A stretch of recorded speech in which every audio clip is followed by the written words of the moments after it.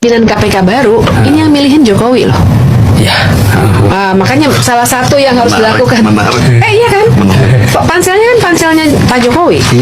Terus 10 nama dikirim ke DPR.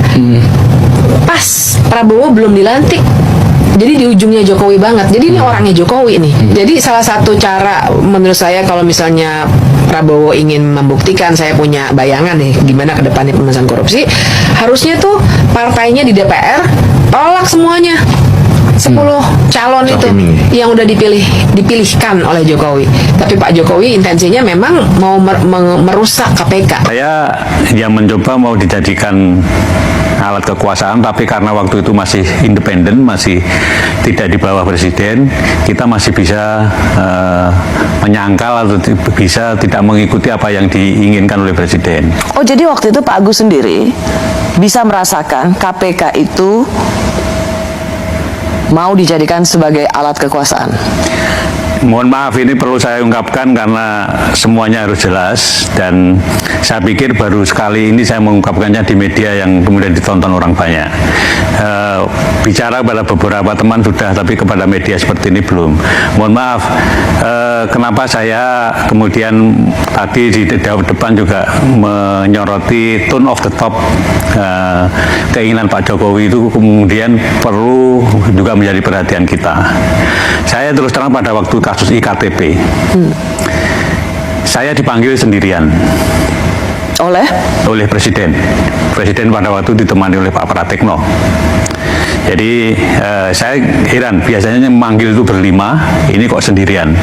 Dan dipanggilnya juga bukan lewat ruang wartawan, tapi lewat masjid kecil itu. Jadi dijemput dari sana. Nah itu di sana begitu saya masuk, presiden sudah marah.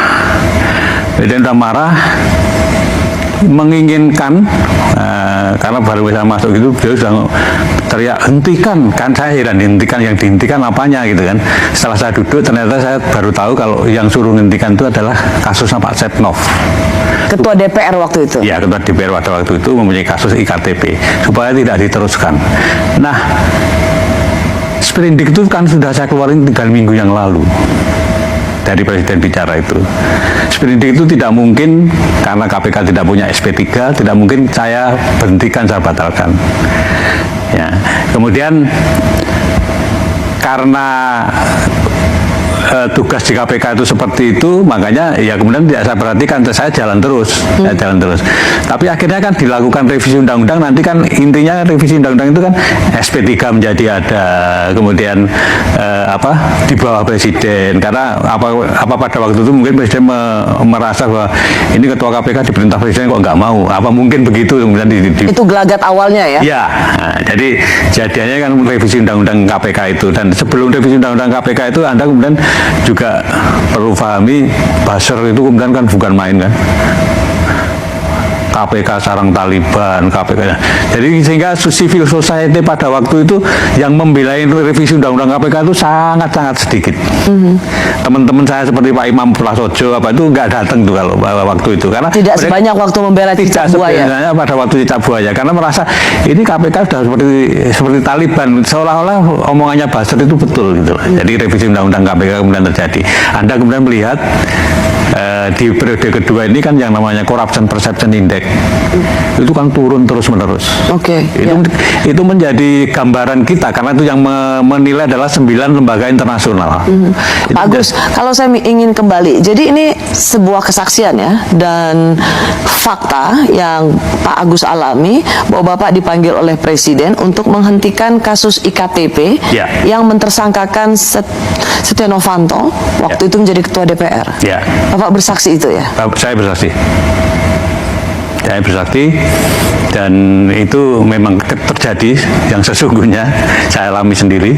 Saya awalnya tidak cerita kepada komisioner yang lain, tapi setelah beberapa lama itu kemudian saya cerita.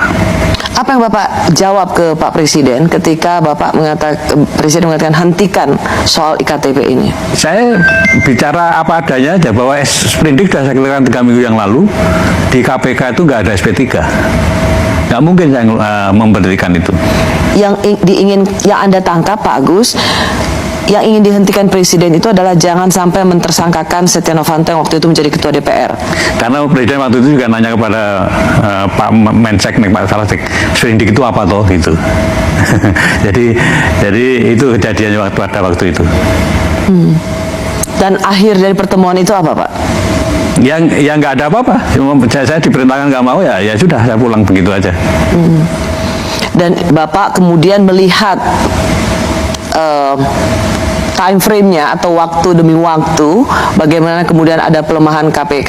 Salah satunya dari kesaksian yang baru saja Pak Agus Raharjo katakan bahwa memang karena pimpinan KPK independen, tidak bisa diperintah oleh kekuasaan, maka dengan cara mengubah undang-undang KPK lah pimpinan KPK dapat diatur. Ya. Teman-teman, kembali lagi bersama saya di channel ini. Salam NKRI harga mati.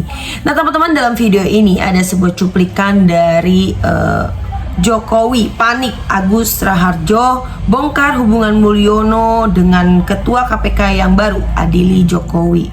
Nah teman-teman, saya akan membacakan beberapa komentar mengenai hal tersebut. Yang pertama, Mulyono jadi topik sampai saat ini. Jangan salah, karena kekejian, kebobrokan, dan kelicikan pada rakyat yang dibongkar bukan kebaikannya loh, memalukan dan menjijikan. Bukan kebanggaan dan pujian. Jangan jadilah rakyat yang cerdas. Yang setuju, bubarkan dulu KPK dan kembalikan independen dan robah undang-undang KPK. Indonesia bersih dengan orang-orang yang bersih dan jujur dan adil. Tujuan Jokowi melemahkan KPK untuk melindungi keluarganya. Setuju KPK warisan Jokowi dibubarkan, bentuk KPK baru yang independen dan tidak di bawah presiden dan terdiri dari orang-orang yang jujur dan baik. Kami rakyat menunggu.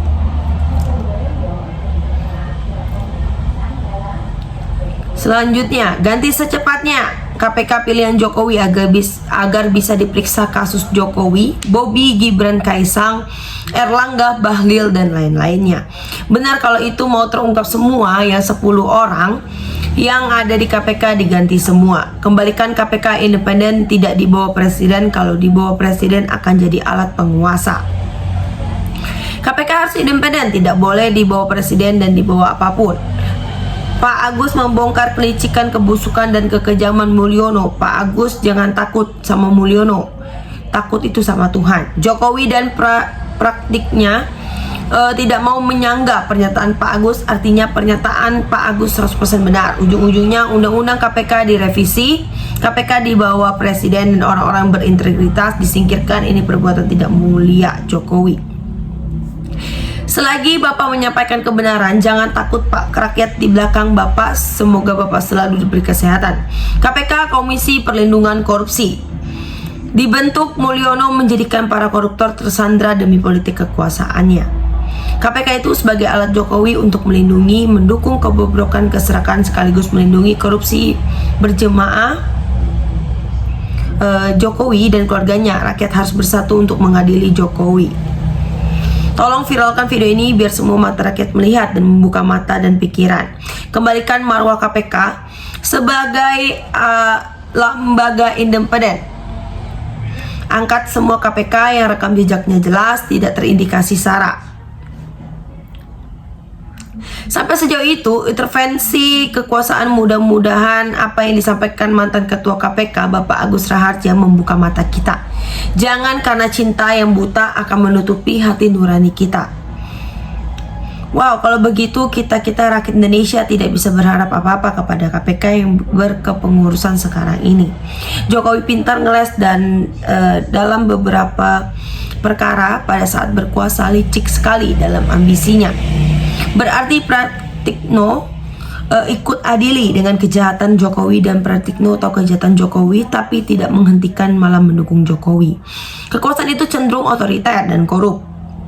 Reformasi seharusnya memperkuat tupoksi legislatif, yudikatif, dan eksekutif dan menyatukan dalam semua kolaborasi, bukan dalam sebuah kolusi.